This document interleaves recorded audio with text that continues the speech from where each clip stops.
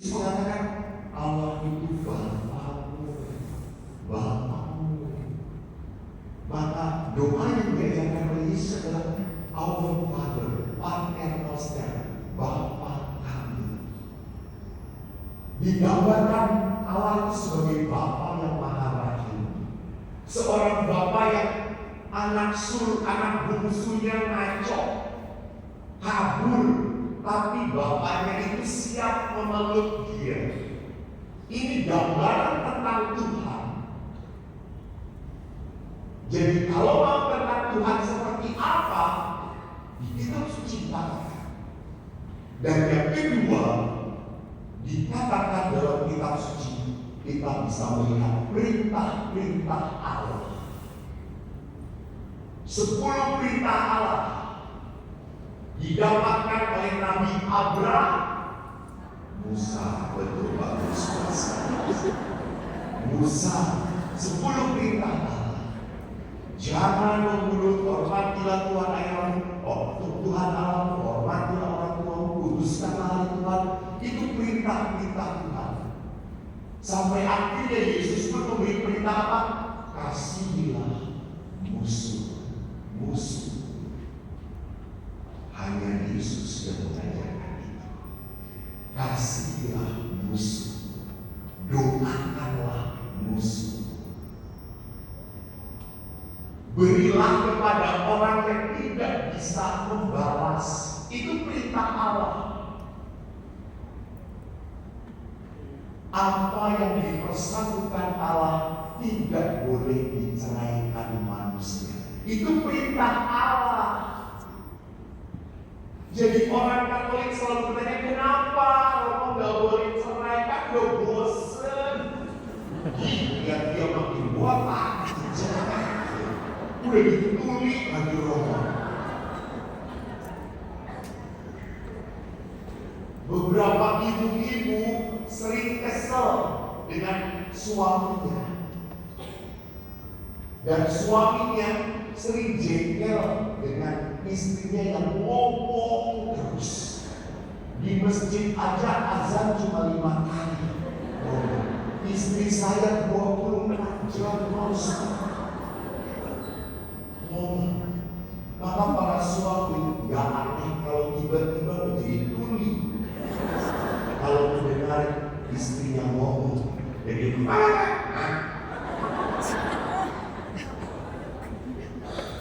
saya waktu seminar di Sarawak, ada seorang ibu datang kepada saya, Romo kan punya karunia mendoakan ya, setiap Romo punya, kita juga semua punya, bisa saling mendoakan. Tolong doakan suami saya Romo, kenapa? Dia tuli Romo. Tolong doakan, ayo Romo. Kan saya dipaksa dong.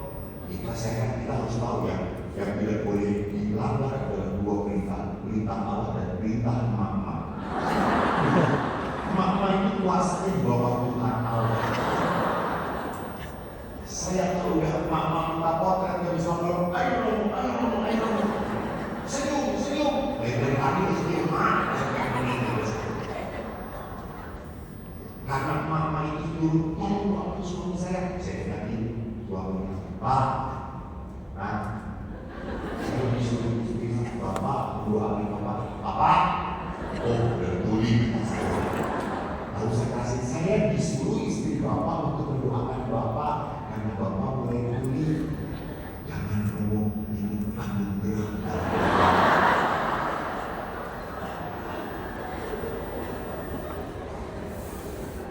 Lalu akhirnya dia sudah Pak, mari kita syukuri anugerah. Bapak Ibu terima kasih Romo, karena saya tuli, saya tidak berani hidup saya. Jadi saudara lihat kenapa gereja Katolik ngotot tidak boleh cerai. Karena Yesus ngomong, kamu disatukan oleh Tuhan.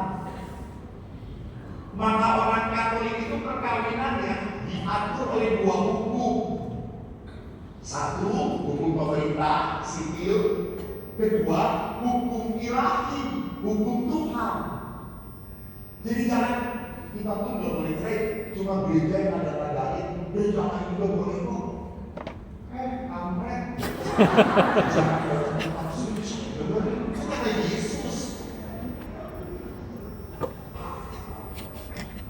Jadi walaupun perceraian disahkan di hukum sipil, tidak pernah diterima dalam gereja Katolik. Tidak pernah diterima. Waktu saya memberikan seminar dengan keluarga juga sama, ada seorang ibu-ibu tanya, Romo, saya mau tanya, ya, Romo saya ini sudah bertahun-tahun ditinggalkan sama suami, gak tahu yang kemana, status saya apa, Romo? Ibu yang kawin tadinya.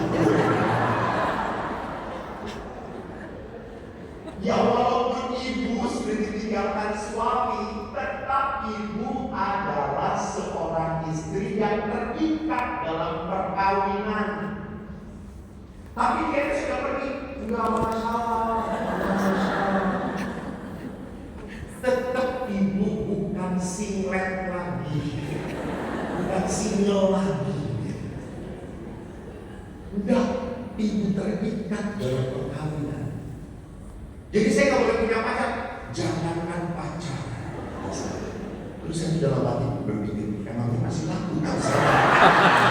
Cuma nggak berani saya ngomong kayak gitu. Mau pulang menjekit sama ibu itu. Dan jadi ibu bukan pacar, ibu tertani pun itu dosa, nggak benar. Ibu tetap hidup sebagai istri dari suami, walaupun dia sudah pergi. Ya, karena ini aturan Tuhan.